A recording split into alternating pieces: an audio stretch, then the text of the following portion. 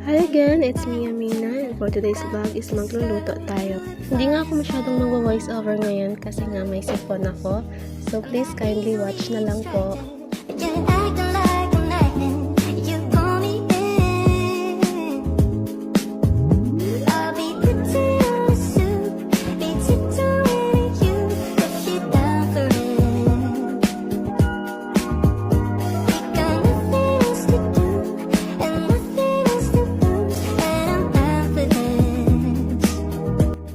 Lumabas nga ako dyan para bumili ng asukal.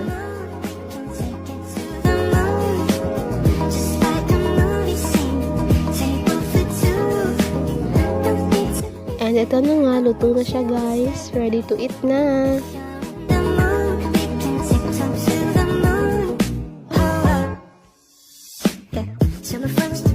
And yun lang. See you in my next vlog.